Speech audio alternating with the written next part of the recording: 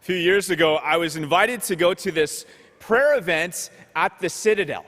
We were literally in the fortress, in this symbolic place, and it was a symbolic moment as we were praying for Christian unity. So Christians from all over the city had come together to pray, and they actually asked me if I would lead a prayer. So I was honored. And then I found out that they asked every single pastor in the city to lead a prayer. And so I was down the list. They had Baptists and Wesleyans and Pentecostals and Anglicans, and one after another, these different pastors got up to pray. And man, could they pray. They were preaching fire as they prayed. They were laying down some rhymes and just so eloquent and so powerful in their prayers. And I was thinking to myself, sitting there waiting for my turn, like, what am I going to do? Praying Our Father, Hail Mary, and Glory Be. maybe dig out some Latin or something. And anyways, as I got up to the microphone, I had brought my Bible with me, so I just read a short passage, and then I offered a simple prayer, and then I sat down. And I was thinking to myself, that was fairly weak next to all these other pastors. Now, afterwards, people were very kind. They came up and thanked me, and part of me was hoping that they would say, oh yeah, Father Simon, like, he's amazing. He's so holy, But then another part of me was thinking, boy, that wasn't much of anything. Do I even know how to pray properly? Maybe we've asked this question before. I'm going to go out on a limb and say that if you were asked to lead a prayer at the Citadel downtown, you'd be a bit nervous. Am I right? Right? And not just praying out loud, but even when it comes to praying in our own personal prayer lives, in the quiet, at home, what I like to refer to as the DPT, the daily prayer time. Some of us might feel a little insecure when it comes to prayer.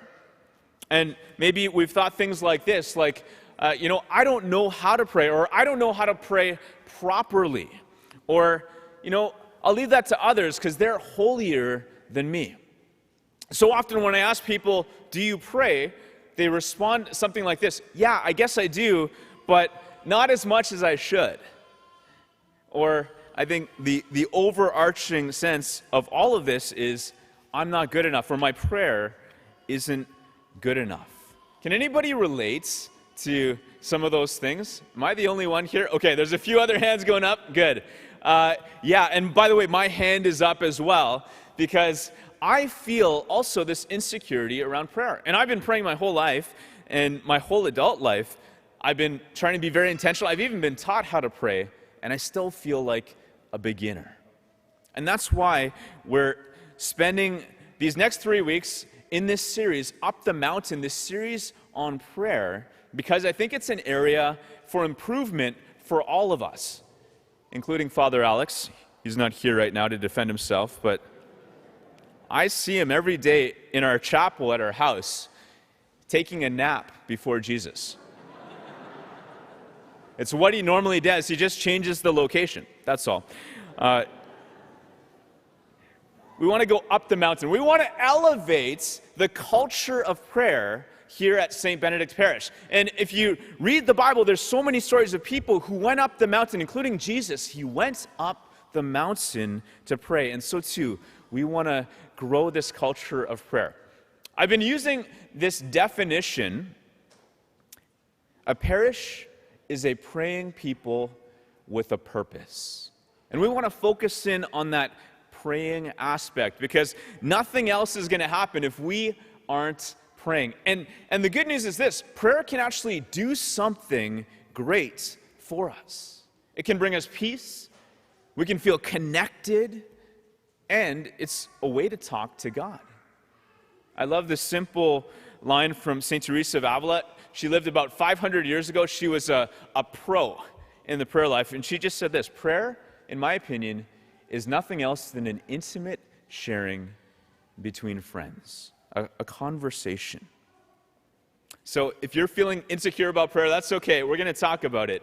And first, what I want to do is look at our readings today, and specifically the first reading and the gospel, and try to draw out some lessons about prayer.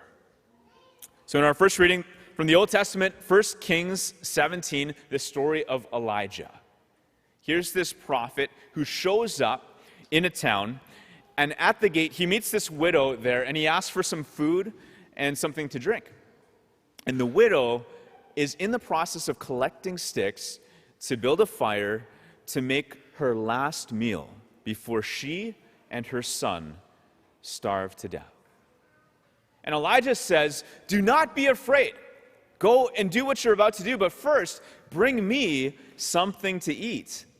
And just watch. God is going to provide for you." And in fact, that's exactly what happens. God multiplies the food, and they're able to keep living and even providing for others. So hold that story. Now, in the gospel, we have Jesus, who's in the temple, and he's by the treasury, and he's watching as people are showing up, making donations to the temple.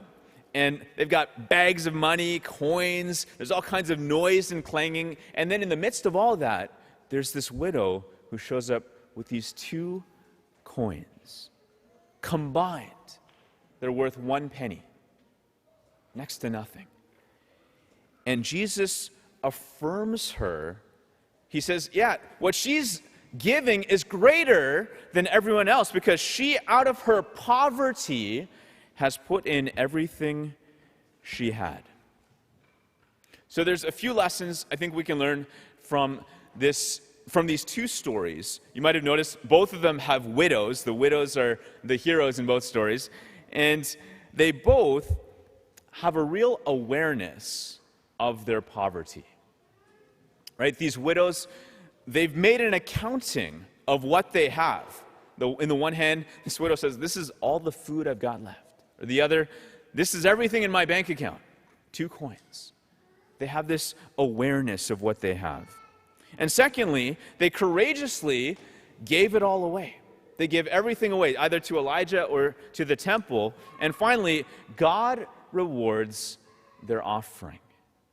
In both instances, God either multiplies the food, provides for them, or in the other instance, God gives this beautiful affirmation. He speaks truth about what this widow has offered.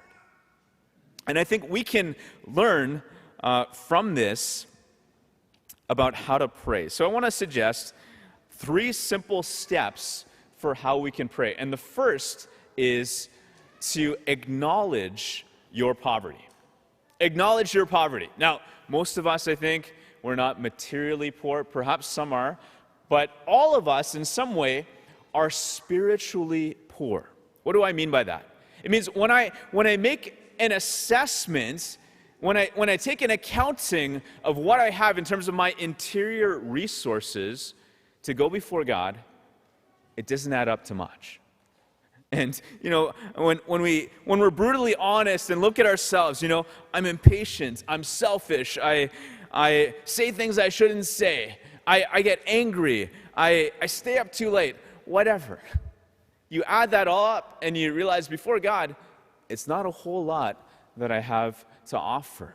So to acknowledge your poverty. Last night after Mass, it was really cute. This kid came up to me and he had these 2 coins. And he gave them to me. I was like, "Oh, that's awesome. The symbolic of the gospel. Is that where you're giving it because the widow?" And he said, "No, Father, it's because your preaching was so poor." Acknowledge your poverty. Okay, the second step is to offer everything to God. Offer everything you got, even that little bit, what feels like next to nothing, that poverty, to give it to God. Maybe it's failures, maybe it's the pain you're experiencing, maybe it's joys.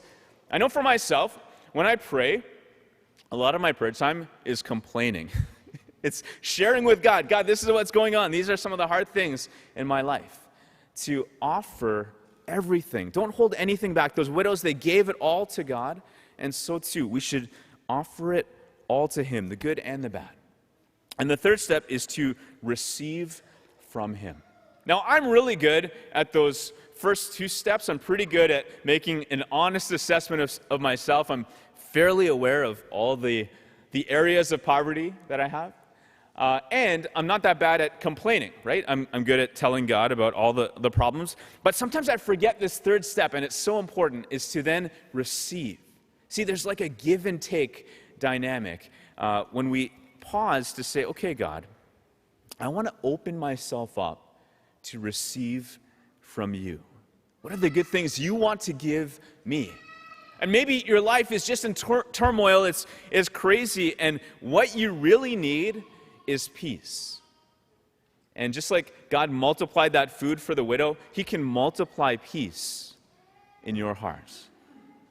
Or maybe you're going around, you're giving, you're pouring yourself out, and you're like, does anybody even know what I'm doing? And just like Jesus spoke that word of truth, that affirmation, he can speak to you in your prayer and say, yeah, I noticed, and I'm so proud of you.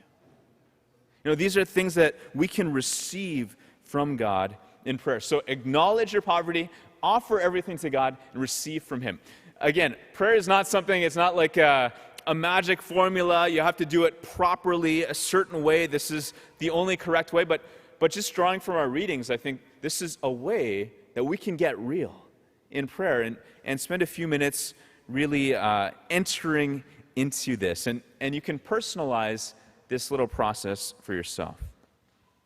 As I said at St. Benedict, I want us to be a praying parish. I want us to be a praying people and to really elevate the culture of prayer. And so I believe it's so important because if we're going to grow, if we're going to have any kind of impact, we first need to lay the foundation of prayer. And so I'm pretty pumped about a few ways that we're going to increase opportunities for prayer coming up fairly soon. This Advent, so in a few weeks in December, there's three things. First, Eucharistic Adoration. So we used to have adoration just Wednesday afternoons. We're expanding that 9 a.m. to 9 p.m. So this allows even people who work to come and pray before Jesus in the Blessed Sacrament. If you've never done this before, you got to try it. I know so many people who've said, praying in this way has changed my life. Secondly, is we want to make the chapel available for prayer 24/7. So people can come in by the side door. There's a code on the door, and we'll have to figure out how to get you the code. But to come in and pray at any time, day or night, to spend some time with Jesus. And again, throughout our pandemic, there's been so many times when the church doors were locked. Well, if that communicated in any way that the church was closed off to you, I'm sorry. We want to be welcoming, and we especially want you to feel welcome to come and pray. And thirdly, we're going to have prayer teams after Mass. So this is something we did all the time before the pandemic, and we want to resume this, to have a few teams of people where you can come forward after Mass, and if you're struggling, if you need prayer for something, if you need some direction, whatever, just to spend a couple of minutes being prayed with, maybe as a way to receive from God. So these are just a few things coming down the pipe in the near future. And for 20 months, we've been in this pandemic. And it's been hard. It's taken its toll. I know for many of us, it's affected our mental health. And perhaps even you're feeling spiritually empty. Maybe you've never prayed before. Maybe you used to pray and prayer's fallen off because of all that's happened. Well, today is the first day of the rest of your life. And I just want to encourage you to try this out, to acknowledge your poverty, to offer everything to God, and then to receive from Him. Because here's what I know about God. God is so merciful. And He loves to meet us where we are. And He's not expecting some kind of big show that we need to pray properly or perfectly. He loves to receive even our little sincere offering. And He can take that, He can multiply it. In fact, He can use that to then nourish our souls. And so we turn to Jesus and beg, Lord, teach us to pray.